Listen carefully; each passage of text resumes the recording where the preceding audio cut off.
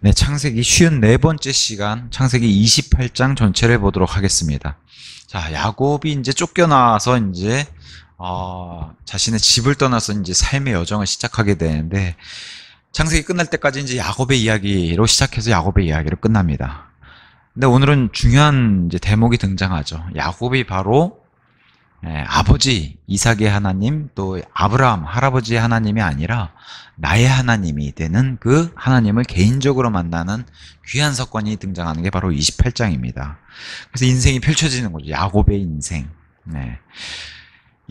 이 창세기의 마무리는 야곱의 죽음으로 끝나는데, 야곱은 다른 이름이 이스라엘이에요. 그래서 이스라엘의 여전과 똑같은 모습을 보여요. 이 야곱의 인생 자체가.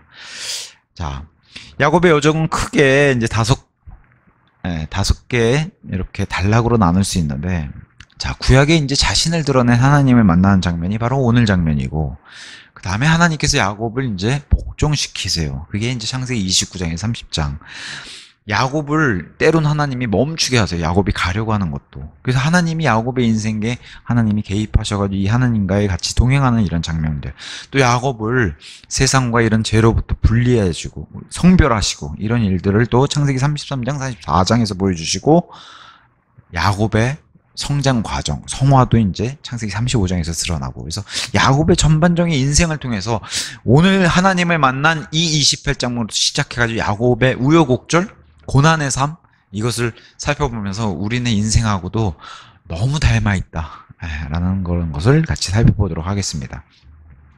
자, 드디어 이제 야곱이 아버지와 어머니를 떠나서 이제 분리하게 돼요. 본인의 의지로는 아니에요. 이 본인의 상황이 그런 상황이 발생한 것도 아닙니다.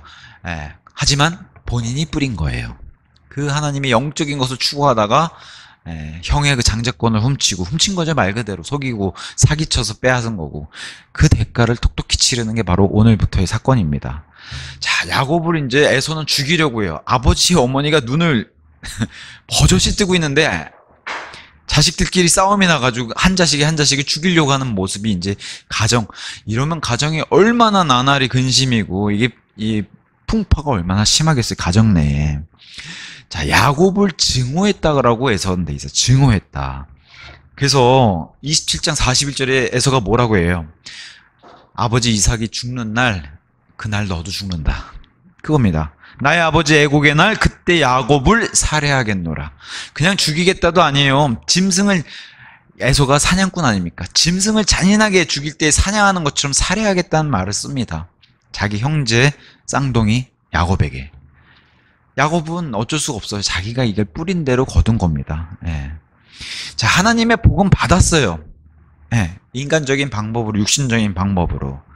근데 육신적인 방법으로 받았기 때문에 그 대가로 고당한 인생을 사는 겁니다. 이게 너무 우리에게 주는 뿌린 대로 거두는 이 교훈이 너무 명백해요. 이스라엘 민족 안에도 이런 일들이 있죠. 형제가 형제를 대적하는 일. 그래서 이스라엘이 분열이 되잖아요. 두 국가로 분열이 되는 이런 일도 맛보게 되는 거예요. 교회 안에는 없을까? 이런 일들이 있어요. 형제가 형제를 대적하고 미워하고 시기하는 일. 너무 비참하고 비극적인 일이지만 슬픈 일이에요.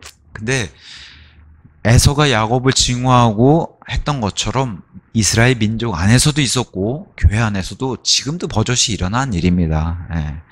그래서 이 일은 하나님이 원치 않는 일이지만 사람이 있는 곳엔 늘 이런 일이 있다는 거예요. 근데 그 주인공이 내가 되지 말라는 거예요.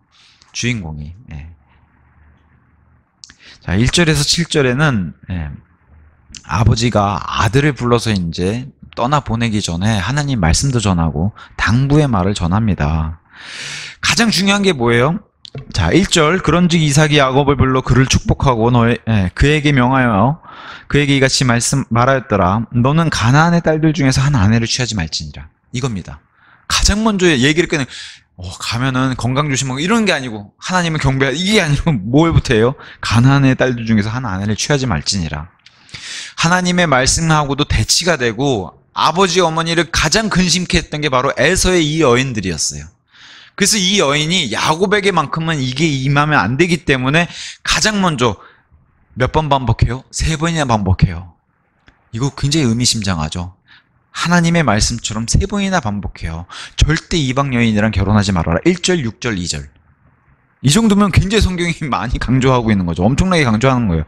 그러면서 이 명령과 함께 이제 하나님의 영감을 통해서 하나님의 말씀이 이제 이삭에게 이 말씀이 야곱에게 전달되는 게 바로 3절과 4절입니다.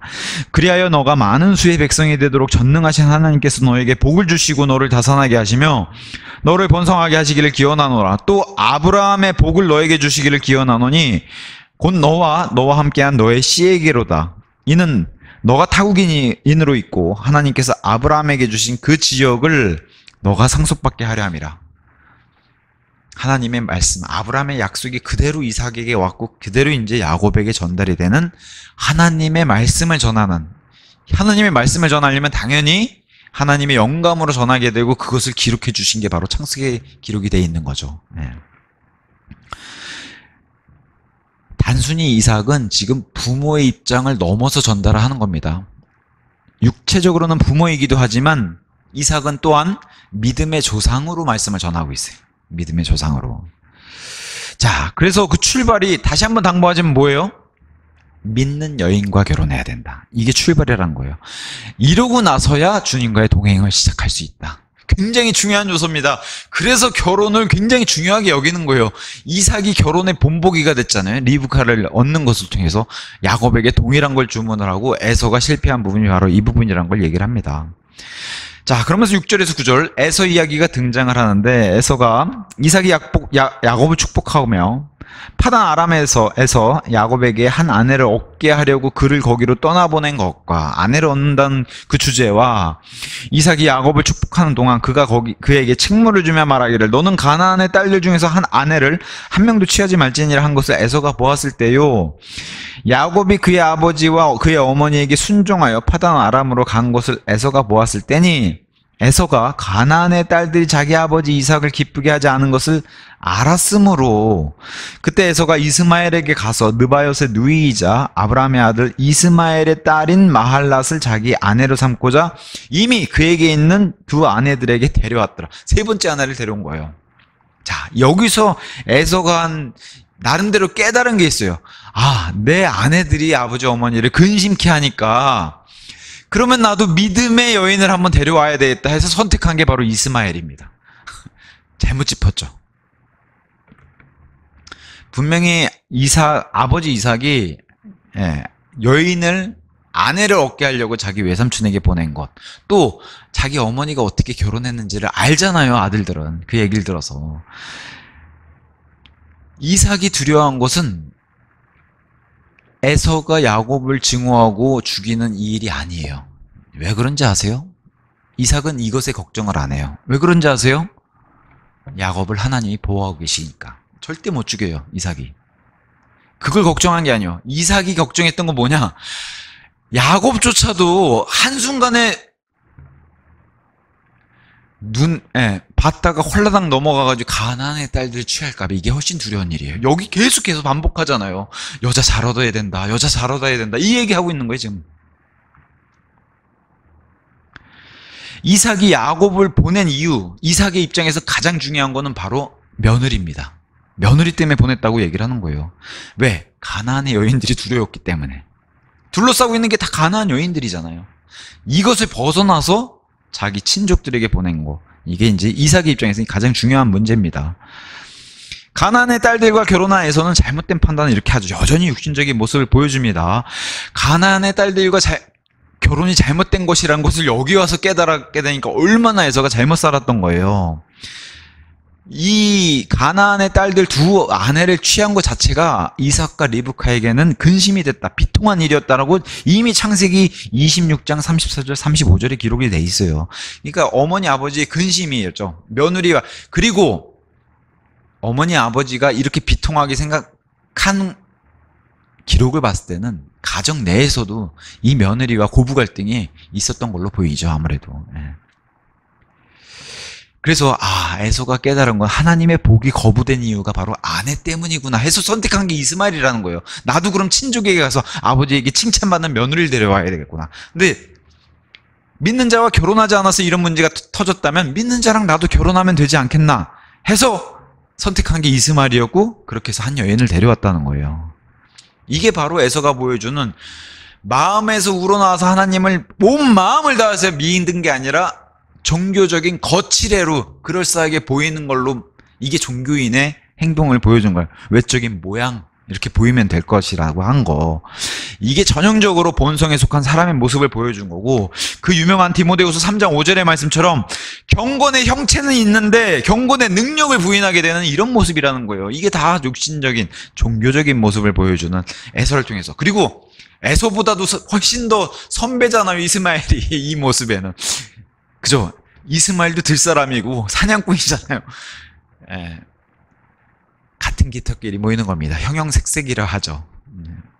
이스마엘은 만약에 그 사람이 살아있었다면 그 사람에게 갔을 거예요.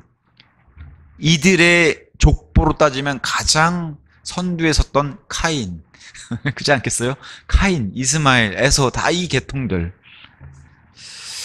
자, 야곱이 이제 집을 떠났어요. 얼마나 집을 한 번도 떠나본 적 없는, 그렇다고 해서 자기 형처럼 들 사람의 성격도 아니죠. 집에서 온순하게 엄마 밑에서 치마폭에서 편안하게 지냈던 야곱이 먼 여정을 떠나요. 얼마나 두려울까요? 우리가 낯선 곳에 가면은 굉장히 좀 한편으로 설레면서도 한편으로 두려운 마음을 가지고 있는 것처럼. 근데 이 두려움 가운데 하나님을 만나게 되는 장면이 바로 10절에서 17절에 등장하게 됩니다. 개인적으로 하나님 만나는 거예요. 이게 의미심장한 거예요. 개인적으로. 구약에서조차도 하나님이 개인적으로 만나는 것을 이렇게 강조하세요. 왜? 저와 여러분들 이게 필요하니까 그래요. 다 같이 손잡고 만나는 게 아니라 우리 예수님을 내가 개인적으로 만나야 된다는 것을 구약에서도 보여주는 게 바로 야곱과 만난 하나님. 1대1로 만나. 아무도 없어요, 야곱이. 혼자 떠났으니까. 혼자 떠나는 여행? 그래서 요새는 뭐 유튜브 촬영한다고 카메라 들고 혼자들 그렇게 여행 다니는데 그렇게 재밌는 여행이 아니잖아요. 그리고 사람들 뭐 많이 있고 아니면 뭐 전봇대 아래 뭐 편의점에서 음식 사서 먹는 이런 게 아니잖아요, 지금. 깜깜한 밤에 짐승들이 날 덮칠 수도 있고 얼마나 두려운 가운데 있겠어요. 그런 가운데 하나님이 나타나셨다는 거. 10절.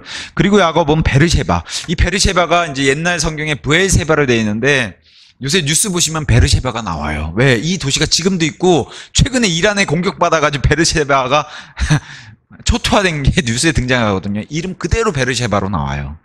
그래서 우리 성경은 그 음역 그대로 발음 그대로 해서 지금 베르쉐바로. 너무 좋죠. 자, 베르쉐바에서 나가서 여기가 지금 살고 있는 곳인데 부모님 집에서 나가서 하란, 바로 라반 외삼촌에 있는 하란으로 향하여 갔더라. 그러다가 해가 진 까닭에 그는 어떠한 장소에 이르러 밤새 거기서 머물렀더라. 그런즉 그가 그곳에 돌들을 취하고 나서 그것들을 그의 베개들로 삼고 그곳에 자려고 누웠더라. 자, 베개 하나만 있으면 되는데 참 희한하게 돌들을 취해서 베개들로 삼았다니까. 이 베개 저 베개 지면서. 이상하지만 어쨌든 이런 일로 시작을 하게 됩니다. 자, 개인적으로 하나님을 만난 야곱을 여기서 이제 시작을 하게 됩니다. 12절. 그러자 그가 꿈을 꾸었으니 지상에 한 사다리가 세워진 것과 그것의 꼭대기가 하늘까지 도달한 것을 보니 또한 하나님의 천사들이 그것 위로 오르락내리락 하는 것을 보니라. 꿈을 꿨는데 정말 이상한 꿈을 꾼 거예요. 그래서 개인적으로 지금 하나님이 야곱에게 보여주신 이런 현시의 그런 장면들을 보면서 구약에서는 특히 하나님이 사람과 만나는 방법을 이런 방법을 많이 쓰셨죠. 꿈에서 현시로 옛날 성경의 환상어로 이렇게 보여주는 방법을 사용하신 게. 근데 이 방법이 좋은 방법은 아니에요. 왜 그러냐? 보통 이렇게 보여주는 그 사람 대상이 교만하거나 반역했을 때 이런 방식들을 많이 쓰기 때문에 그래요. 특히 야곱도 마찬가지. 지금 좋은 방법으로 하나님 것을 탈취해서 나온 게 아니기 때문에 말 그대로 탈취죠. 탈취. 빼앗아서 나왔기 때문에 야곱에게 이렇게 등장을 했었고, 신약 성경에서는 특히 이런 꿈과 현시로는 절대 그리스도인에게 드러내지 않으신다는 거. 이게 굉장히 의미심장해요. 그래서 심지어는 신약 성경에서의 꿈을 가서 살펴보면은 꿈이 예수님의 육신의 아버지인 요셉에게 등장하고 없어요. 그 정도로 꿈이 등장 안 해요. 그러니까 그리스도 너희는 꿈 생각하지 말아라. 뭐 어젯밤 꿈을 꿨는데 예수님이 아주 빛나는 하얀 옷을 입고, 마귀도 그렇게 온다고 그랬어요. 마귀도 빛의 천사로. 제가 예전에 어떤 모 프로그램 그 MBC의 라디오스타인가요? 어떤 분이 자기가 믿는 뭐 독실하시다면서 해서 게스트를 그렇게 설명해요. 그랬더니 그 독실하다는 분이 제가 어느 날 꿈을 꿨는데 이 꿈속에서 흰 옷을 입은 예수님 만나고 교회를 다니고 있습니다. 이게 간증이에요. 근데 그게 성경 못 모르고 들은 사람들은 저렇게 해서 예수님 만나서 저렇게 신실한 사람이 됐구나 라고 생각하겠지만 우리가 봤을 때는 어처구니 없는 일입니다. 그런 예수님은 없어요. 성경에서 그런 예수님. 그러니까 잘못 만난 거예요. 다른 예수님 만난 거예요. 그분은. 어쨌든 구약에서는 이렇게 꿈과 현실로 하나님이 드러내 주시는데 신약 성경이 완성된 이유, 특히나 베드로, 바울, 그리고 아예 사도 요한이 완성되고 나서는 하나님이 더 이상 꿈이나 현실로 나타나시지 않으세요. 이게 명백합니다. 신약 성경이 완성된 이유라고 말씀드렸어요. 신약 시대 때가 아니라 신약 시대에는 초기엔 있었죠. 바울에게도 나타나고 베드로에게도 현실로 나타나셨고, 근데 완성된 이후에는 없습니다. 자, 믿는 가정에서 태어났죠. 야곱은 좋은 환경이었어요. 하나님의 것들도 많이 듣고 살았고, 아버지 어머니 이야기, 특히 아브라함의 이야기, 그리고 홍수 이야기, 이런 걸 다 듣고 살았어요. 말 그대로 가십거리 자체가 하나님의 이야기였어요. 뭐 TV가 있어요, 뭐가 있어요, 무슨 소설책이 있어요. 근데 영적인 가치를 알고 야곱이 하나님이 인정하는 것 중에 하나는 하나님의 것들, 영적인 것들을 갈망한 점, 이건 높이 사요. 우리도 이런 건 본받아야 되는 거예요. 그럼에도 불구하고 야곱 자체가 이 집안 안에 있었을 때는 하나님을 개인적으로 만난 적이 없어요. 그저 아버지 어머니를 통해서 들은 하나님의 얘기가 전부였어요. 근데 여기서 드디어 하나님을 개인적으로 만나게 된 거죠. 그래서 여기서 야곱이 이제 회심했다라고 이렇게 야곱의 회심을 보여주는 장면들이 바로 여기서 등장하는 겁니다. 지금까지 간 적 없는 먼 나라, 10절에 먼 나라로 가잖아요. 하란으로. 가본 적 없는 이 먼 나라로 쫓겨가면서 가다가 날이 어두워서 이제 잠잘 준비를 이렇게 말 그대로 노숙이죠. 말 그대로 이렇게 야영을 하게 됐는데, 자, 지금 자기가 원해서 나온 것도 아니고 자기가 그냥 평상시에 자기 기질대로 나는 속이는 게 내 기질이니까 속여서 지금 쫓겨나가지고 얼마나 지치겠어요. 마음도 낙심되고 이게 뭔가 그런 생각도 들고요. 그리고 혼자 나왔잖아요. 뭐 종이라도 붙여주죠. 왜 그랬을까 모르겠어요. 혼자 나왔잖아요. 두렵죠. 아무래도 혼자니까 두렵죠. 아니, 지금도 혼자서 밤에 돌아다니랑 지금도 두려울 텐데, 그렇잖아요. 불빛이 있어도 두려울 텐데, 이 불빛도 없는 이렇게 더군다나 곰 사자가 있는 지역이에요. 그렇잖아요. 이스라엘의 이 가나안 지역은 두렵겠죠. 그럼에도 자기가 지금 아버지를 속이고 형을 속이고 이런 속인 것에 대해서 거기 회개나 후회는 전혀 없죠. 야곱은 여전히 그래서 어떤 학자가 정말 멋진 이 닉네임을 붙였어요. 구약의 탕자다. 맞아요. 구약의 탕자입니다. 야곱은. 이런 꿈과 현실을 시작한 이 첫 번째 하나님이 드러내주신 그 계시. 자, 두 번째는 하나님이 약속을 주세요. 12절.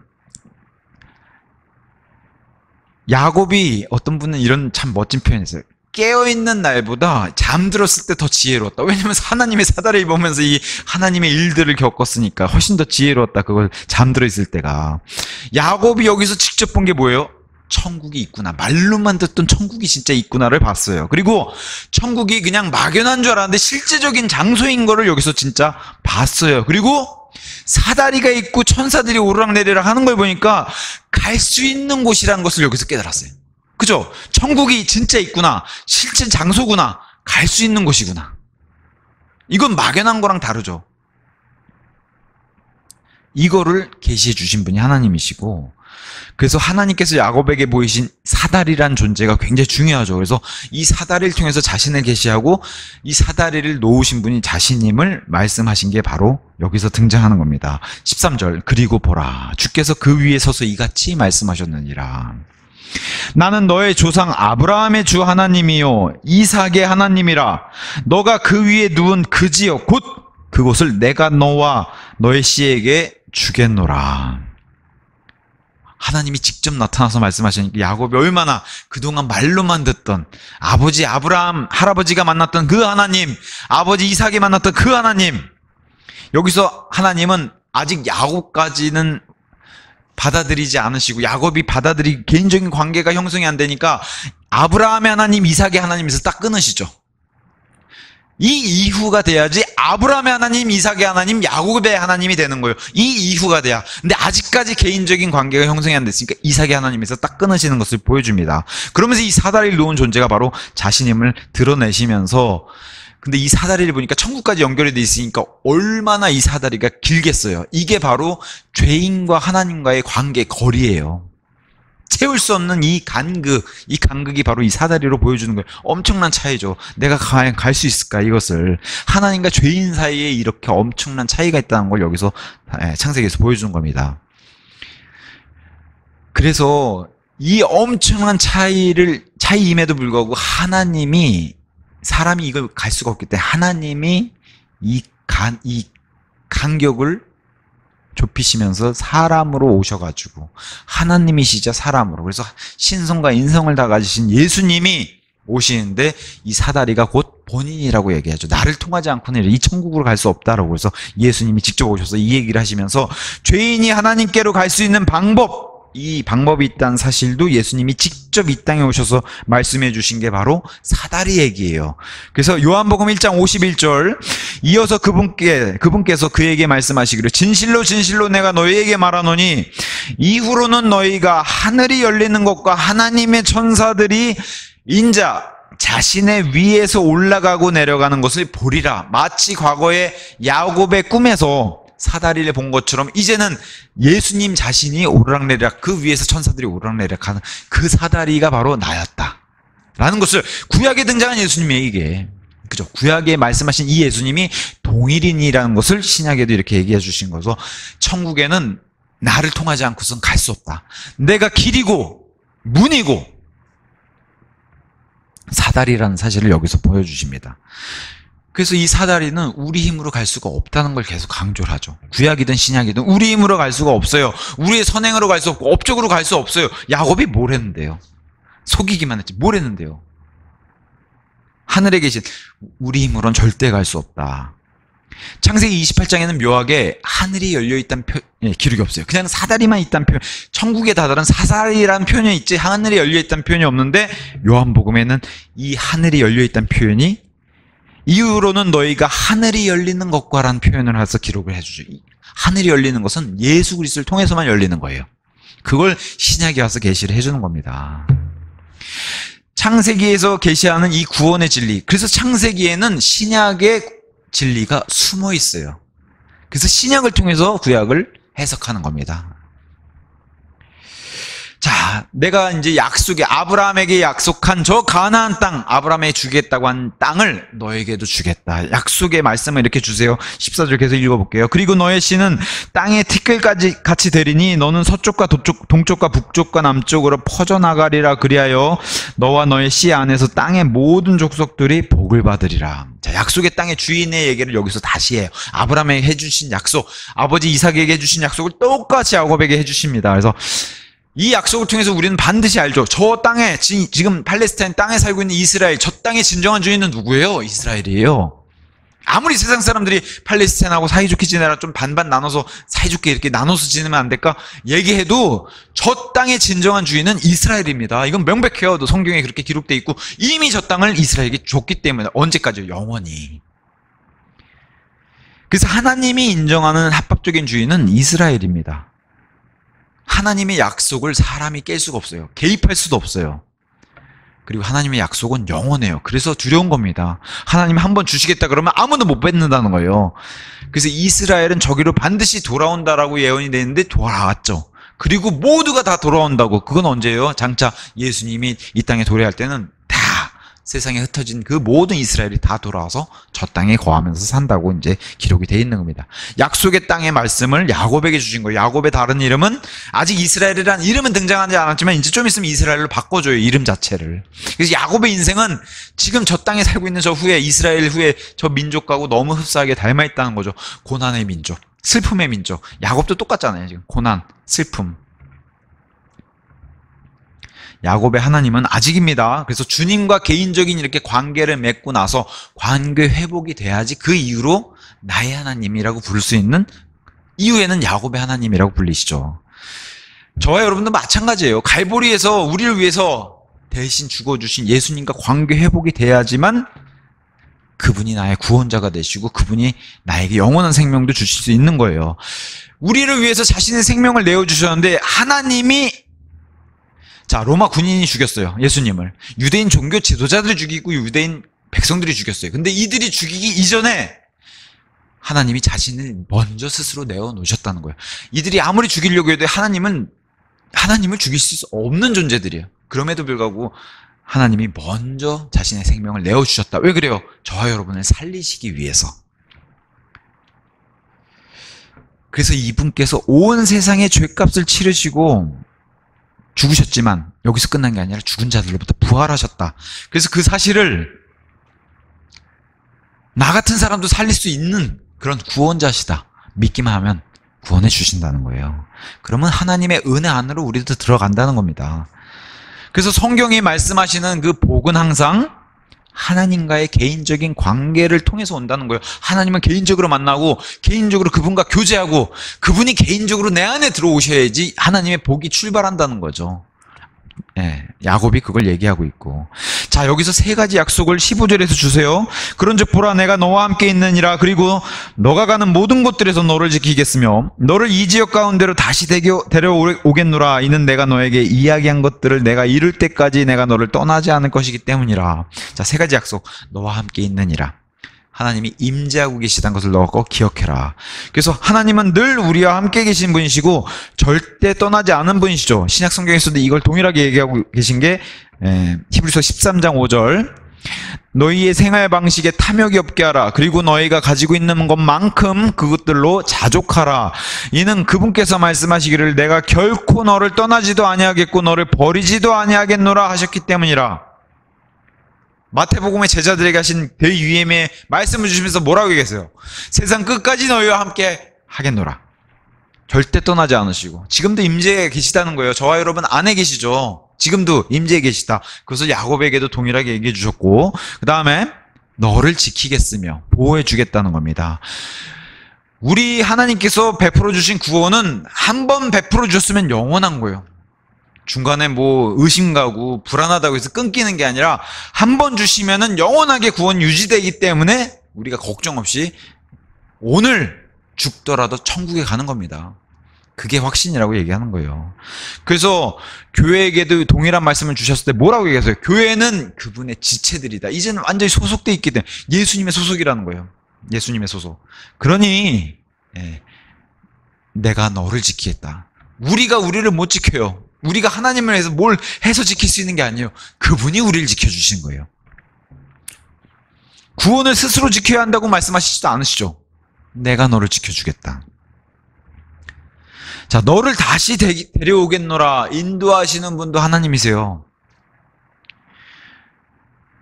천국으로 가는 지도 알고 계신 분 계세요? 아무도 없어요. 아무도 없기 때문에 예수님이 데려가시기 위해서 오신다는 거예요. 공중으로 내려오셔서.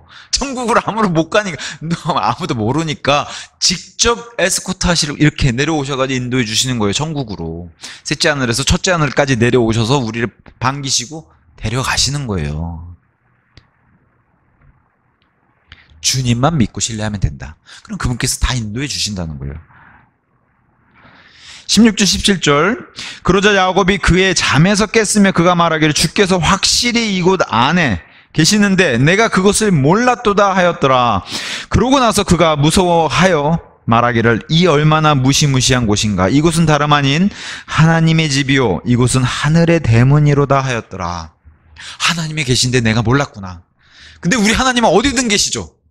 사람이 몰라채서 그렇지 우리 하나님은 어디서든 계시고 똑똑 두들기면서 늘 기다리고 계신 분이 하나님이세요.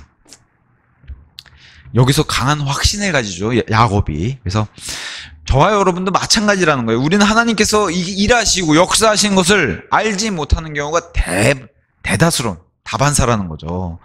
지나고 나서야 하나님의 은혜였구나 깨달은 게 얼마나 많습니까? 간증도 그렇고요. 만일 야곱이 여기서 하나님을 만날 것을 알았더라면 누가 이렇게 썼어요. 만일 요 베델이란 장소에 가서 여기 가면 하나님이 계시기 때문에 만날 수 있다. 알았다면 야곱은 안 왔을지도 몰랐다는 거예요.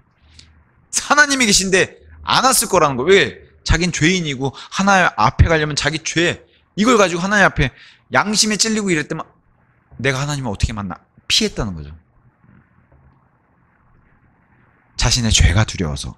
이게 죄인들의 상태잖아. 죄가 두려우면 숨기 마련이니까. 아니면은 하나님이 저기 계셔? 내가 뭘 준비를 해가야지. 뭐 예물, 재물, 짐승도 준비하고 이쁜 돌도 한번 준비하고. 죄인은 늘 이렇게 내가 뭘 좀 바치면은 내가 좀 받을 수 있겠지라고 생각하는 게 죄인들의 생각이라는 거예요. 근데 성경은 절대 정답은 그게 아니라고, 이건 오답이라고 계속 얘기하는 거예요. 하나님은 그렇게 받으시지 않는다고 얘기를 해요. 하나님께 무언가 드려야 한다고 생각하는 사람은 결코 하나님을 만날 수 없다는 거예요. 하나님은 빈손으로 오신 걸 좋아해요. 내게 다 의탁하고 빈손으로 와라. 난 바라지도 않으니까. 그리고 뭘 필요하신 분도 아니에요. 다 사람들의 생각이지. 하나님이 이거 필요하시죠 하고 사람이 갖다 놓는 거지. 제가 언젠가 그랬잖아요. 내가 집에서 기르는 강아지가 밖에 나가서 그 지저분한 뼈다귀 들고 와가지고 주인님이 이거 필요하시죠 하고 막 꼬리는 들고, 안 필요해요 저는. 그잖아요. 그거 갖다 줘봐야 제가 먹을 수 있어요. 뭐예요? 근데 사람이 생각하는 수준이 늘 이런 거라는 거예요. 하나님 필요하신 줄 알고. 아니에요. 이 온 우주를 만드신 분이 뭐가 필요하시겠어요? 그래서 빈손으로 나오시고 영광 받는 거 좋아하시는 거예요. 하나님은 죄인의 있는 모습 그대로 만나시기를 원하십니다.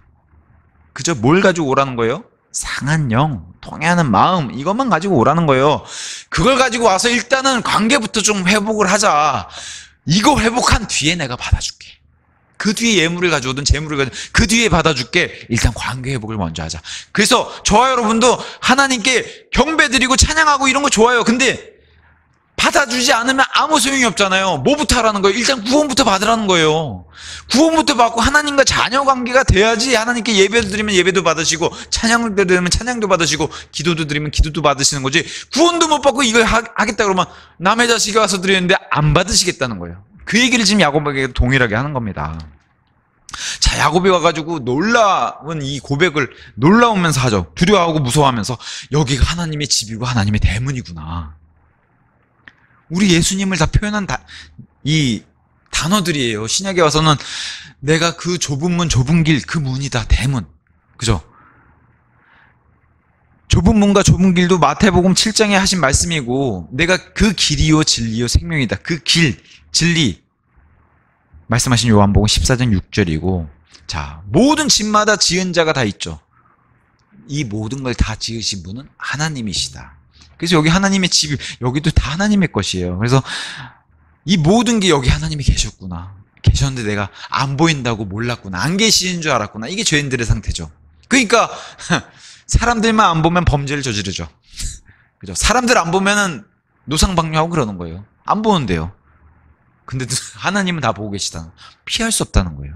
그래서 다 죄인이라는 겁니다. 자, 야곱이 여기서 이제 즉각적으로 하나님을 이렇게 만나고 놀라고 하잖아요. 그래서 야곱이 즉각적인 반응을 하죠. 이게 너무 당연한 것이고. 자, 18절. 이윽고 야곱이 아침에 일찍 일어나서, 뭐가 좀 변한 것 같아요. 꿈자리가 뒤숭숭했는데 하나님을 꿈에서 만나고 나니까 아침에 일찍 일어나서 그가 자신의 베개들로 삼았던 돌을 취하여 그것을 기둥으로 세워놓고 그것의 꼭대기에 기름을 부었더라. 신기한 일이 하나 있어요. 일단 변화를 했어요. 야곱이 변했어요. 하루 만에 하나님을 만나고 났더니. 그래서 그 새로운 인생의 첫 걸음을 뭘로 떼요?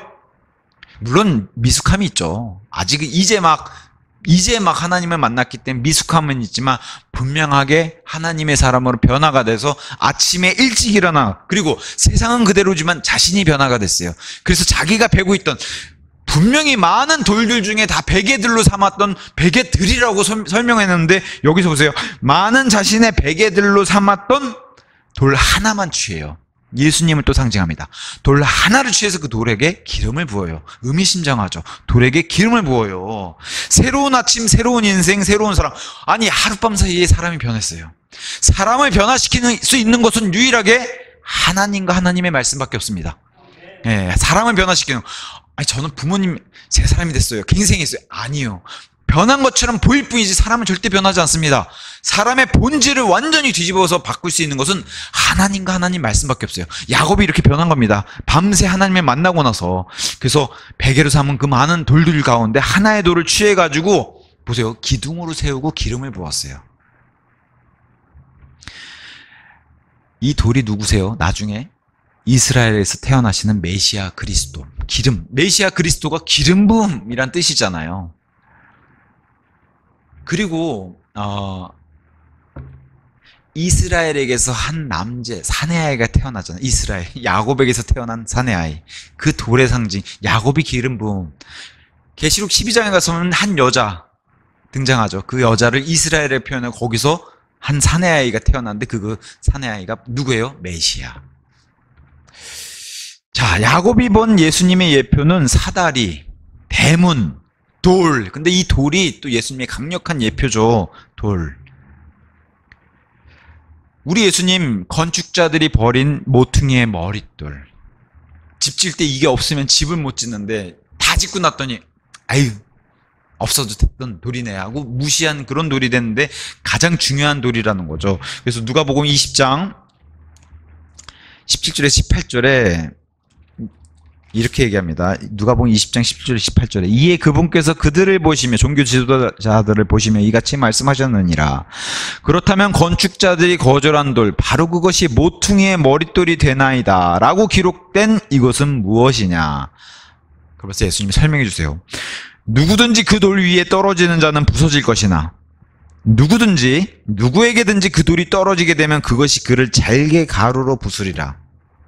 이게 바로 예수님의 엄청난 능력을 가진 그 돌을 상징하는. 누구든지 그 돌 위에 떨어지는 자는 부서져요. 두 가지 의미가 있습니다. 구원받는 자가 떨어지는 거, 구원받지 못한 사람이 떨어지는 거. 근데 구원받는 자도 산산이 부서져야지 돼요. 예수님 앞에서. 그런 돌이 된다는 거예요. 예수님은. 마음이 부서지고 구원받을 것인가? 아니면 예수님의 돌에 떨어져서 심판받을 것인가? 이 돌이 된다는 거예요. 구원의 돌로 만날 것인가? 심판의 돌로 만날 것인가? 예수님과 어떤 관계를 맺어요? 여기 지금 하나님과 관계 맺은 야곱처럼 예수님과 어떤 관계를 맺어야 하겠는가? 사다리를 통해서 예수님이 초청하시죠. 사다리를 타고 천국으로 올라와라. 초청해 주시는 거예요. 사다리. 내가 그 사다리이기 때문에. 대문. 이 문을 열고 나를 통해서 천국으로 들어오라. 돌은 뭐예요? 이 돌 위에 서서 흔들리지 말고 말씀하고 계신 거예요. 다 초청하고 계신 거예요. 예수님의 예표잖아요. 다 야곱이 보여주는 게. 그래서 19절에 그러고 나서 그가 그곳의 이름을 베델이라고 불렀더라. 그러나 그 도시의 이름이 처음에는 루즈라고. 원래 이름이 루즈인데 야곱이 여기서 만나서 베델이라고 이름을 부른 건데 이게 뭐예요? 하나님의 집이란 뜻이에요. 근데 루즈는 무슨 뜻이에요? 분리란 뜻이에요. 그래서 야곱이 여기서 뭘 드러내고 계시래요? 세상과 나는 분리가 돼서 이제 하나님의 사람이 됐고 하나님의 집에서 하나님 만난 사람이 됐다라고 여기서 보여주는 거예요. 야곱의 회심.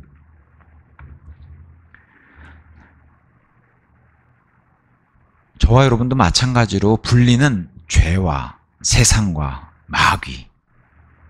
여기서 분리가 돼서 그래서 여기서 돌이켜야지 그것을 성경은 회개라고 해요. 여기서 돌이키면 보이는 게 바로 하나님이에요. 그래서 하나님을 믿으면은 구원을 받게 되는 거예요. 마치 이렇게 자기가 이제 구원받아서 이제 그 증거, 내가 구원받은 사람입니다. 반드시 사람은 하나님 편으로 돌아서서 구원을 받으면 하나님의 일들을 나타낼 수 있는, 그럴 수밖에 없는 사람으로 돌아서게 되는 게 너무 당연한 거예요. 내가 이제 예수님을 믿었는데, 예수님을 믿게 됐으니까 세상에 나가면 나를 손찌검하니까 조용히 지내야지. 이거는 믿음이 아니에요. 야곱이 보여주는 기념비를 세우잖아요. 이렇게 돌을 하나 기둥을 세우고 기름을 붓잖아요. 내가 돌아와도 이 기둥이 있기 때문에 나는 하나님을 만났던 사람이란 것을 기념비로 세우잖아요. 이겁니다. 믿음의 사람이 드러내는, 우리 밖으로 표출되는 게 바로 이런 것들이에요. 만약에 하나님의 이 초청, 예수 그리스도의 이 초청을 거부하게 되면 뭐예요? 사다리가 없어져요. 문이 닫히고, 그죠? 그 돌이 가루가 돼서 심판 때 만나게 된다. 아주 비극적인 일이 벌어진다는 거예요. 자신과 하나님의 만났던 장소를 증거로 남겨두는 아주 좋은 징조죠. 하나님을 만났다고 하는 좋은 징조예요. 20절에서 22절 가서 보면 이제 그래서 야곱이 하나님께 서원을 드리고 내가 하나님 위해서 이렇게 하겠습니다. 서원을 드려요. 20절에서 22절. 그런 다음에 야곱은 한 서원으로 서원하면서 이같이 말씀드렸더라. 만일 하나님께서 저와 함께 하시고 제가 가는 이 길에서 저를 지키시며 먹을 빵과 입을 의상을 제게 주시고 그렇게 하여 제가 제 아버지의 집으로 평안히 다시 돌아오게 하신다면 그때는 주께서 나의 하나님이 되시리이다. 미식하고 좀 안 좋아요. 이게 무슨 하나님께 조건을 걸고 하나님 해주시면 제가 믿을게요. 마치 그런 것 같은데 이게 아직 크게 성장하지 않은 그런 미숙함을 보여줘요. 이래서 야곱은 고생을 해요. 나중에 뒤로 가서 이제 뭐 창세기 30 후반 이렇게 가면 야곱이 엄청나게 폭풍 성장이라고 요새 표현하는 그렇게 성장을 해가지고 하나님 앞에 야곱의 하나님, 나의 하나님을 불리는 그런 자가 되죠.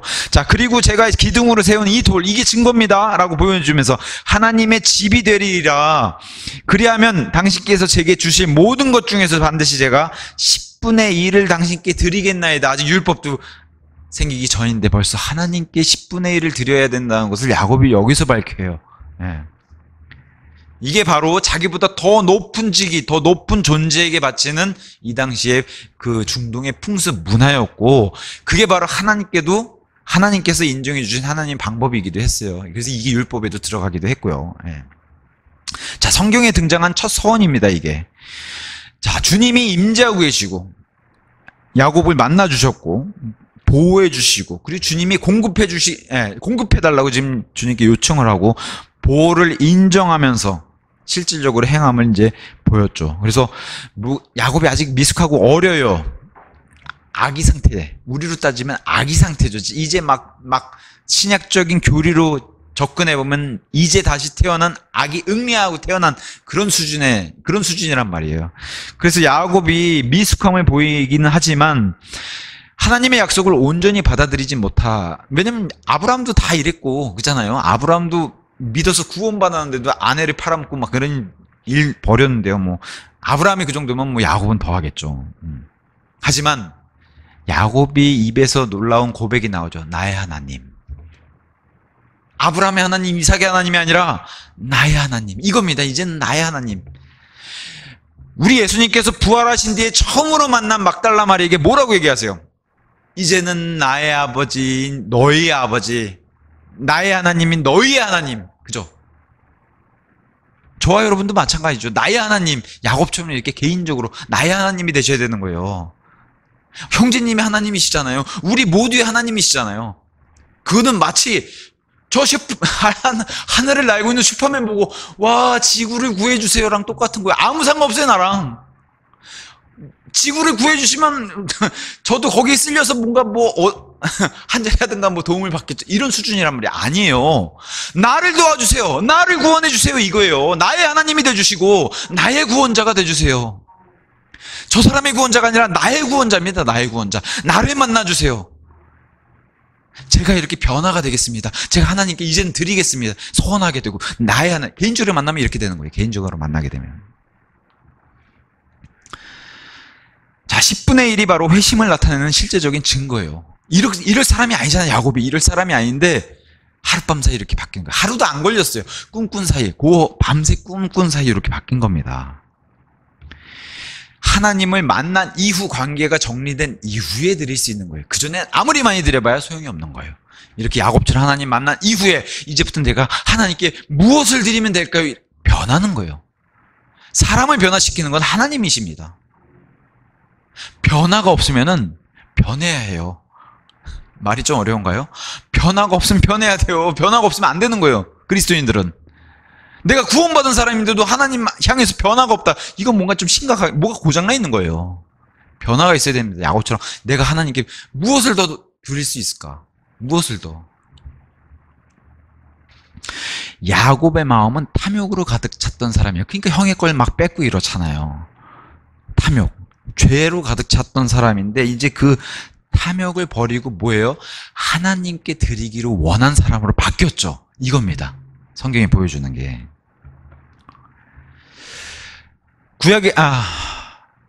복음서에도 이런 사람이 등장해요. 누가복음 19장에 가면은 삭개오란 사람이 등장해요. 얼마나 탐욕이 심했던 사람인지 몰라요. 막 백성들에게 착취해가지고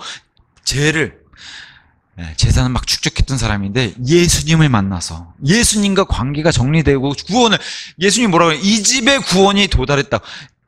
이 집에 구원이 있다라고 얘기하니 그 삭개오가 구원받고 나니까 어떻게 변해요? 제가 이제까지 부당하게 취한 거 다 돌려주겠습니다.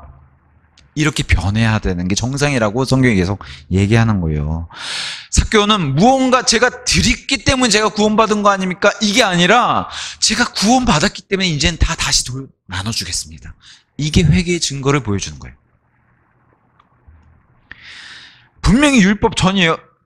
야곱도 이 이후로 400년 지나야지 율법을 받아요. 근데 율법 전에 분명히 10분의 1을 드렸어요. 물론 11조는 신약의 교리는 아니에요. 신약은 흔쾌히 내는 자를, 자원해서 내는 자를 하나님이 뿌린 대로 거두게 해주신, 인색하게 해주신 자는 인색하게 대하시고, 그죠? 그게 하나님의 법칙이에요. 그럼에도 이 이후의 율법으로 이스라엘은 아예 법으로 11조를 드리게 그렇게 만들어주셨죠. 이스라엘이 그렇게 11조를 드렸다면은 저와 여러분인 교회는 이스라엘보다 훨씬 좋은 걸 받은 존재들인데, 이스라엘이 11조 드렸는데 우리는 그 이상을 드려도 아깝지 않아야 하는 게 정상이라는 거예요. 그 이상을 드려도. 근데 늘 뭐 그 선에 맞춰, 그것도 좋아요. 근데 그보다 못하게 드린다. 그건 분명히 이 땅의 주인인 이스라엘보다 하늘의 주인인 교회가 더 못한 것들을 지금 믿음이 거기 못 미친다는 것을 보여준 그런 실제 증거이기도 합니다. 어쨌든 하나님의 법칙은 뿌린 대로 거둔다. 인색하게 뿌리면은 인색하게 거둔다는 거예요. 그래서 야곱이 잊지 않겠다고 서원한 것 두 가지는, 여기가 하나님의 집입니다. 제가 분명히 여기서 하나님을 만났습니다. 그 다음에 하나님의 몫을 드리겠습니다라고 했던 게 바로 11조입니다. 자, 그래서 창세기 28장에 이제 야곱의 이 여정을 시작하면서 하나님을 만났는데, 자, 자기 집에서 떠났잖아요. 그래서 이방인 가운데로 흩어지는 이스라엘의 예표의 모습. 그리고 야곱 자체가 이스라엘이에요. 자기가 이 스스로 이방인 땅으로 가고 있잖아요. 지금 이스라엘의 훗날의 장래의 모습을 지금 야곱이 예표로 보여주고 있는 거기도 합니다. 그래서 육신적인 행동으로 도망가는 거예요. 정직하지 못하다는 평가를 받았어요, 야곱이. 근데 이스라엘도 나중에 똑같이 받아요. 너희가 믿는 하나님이면 우리는 안 믿겠다. 이방 민족들이 다 이렇게 얘기하죠. 너희가 믿는 하나님은 난 안 믿겠다. 하지만 약속대로 여기 이스라엘, 지금 야곱이랑 하신 약속을 그대로 이스라엘 민족에게도 전달되는 게 뭐예요? 내가 너를 결코 떠나지도 않겠고 너를 보호해 주겠다라고 하는 약속을. 그래서 이스라엘은 멸망할 수도 없고 저 땅에서 영원히 이스라엘이 살 수밖에 없는. 그리고 야곱이 다시 라반에게 갔다가 죽을 고생하고 해서 돌아오잖아요. 이 가나안 땅으로. 결국 이스라엘은 돌아옵니다. 그리고 돌아와 있어요, 지금. 아직은 완전히 모이지 않았지만 결국엔 최종적으로는 완전체가 저 가나안 땅에 모이게 됩니다. 그게 창세기 31장, 35장에 예표로 되어 있고, 로마서 11장에 최종적으로는 이스라엘이 구원받는다라고 기록이 되어 있어요. 구원받는다. 그리고 그게 에스겔서 31장에 마른 뼈의 그 현시처럼, 마른 뼈의 부활처럼 이스라엘이 보란듯이 저렇게 부활했고, 메시아 왕국에서는 이스라엘이 우뚝 서서 이 땅의 주인이 된다라고 이렇게 성경이 알려주고 있는 겁니다. 오늘 비극적인 이야기로 시작했어요, 야곱의 여정. 하지만 이 여정의 출발에 누가 나타나셨어요? 하나님이 나타나셔서 만나 주셨고, 이게 중요한 거예요. 저와 여러분도 하나님을 반드시 만나셨어야 되는 거예요. 만난 날이 있어야 돼요. 아니, 눈에 안 보이는 하나님을 어떻게 만나죠? 말씀으로 만나는 겁니다. 아니, 그럼 저는 구원받은지 어떻게 확신하죠? 막 땀을 흘리고 눈물이 나야 되나요? 아니죠. 기록된 말씀을 믿으면 돼요. 성령님이 우리 안에 들어온다고 막 꿈틀꿈틀대고 이러지 않아요. 감정이 폭발하고 이러지 않아요. 기록된 말씀 그대로 믿으면 우리 안에 성령님이 계시다고 하는 것을 말씀 그대로 믿는 겁니다. 무슨 느낌대로 오는 게 아니라 하나님을 개인적으로 만나셔서 이렇게 야곱처럼 개인적으로 구원받아가지고 하나님과 관계가 회복되고, 내가 이제 도대체 하나님을 위해서 내가 무엇을 할까? 하나님을 위해서 내가 무엇을 드릴까? 이렇게 변해야 한다. 이것을 야곱을 통해서 보여주는 겁니다. 오늘 창세기 28장 여기까지 하고 마치도록 하겠습니다.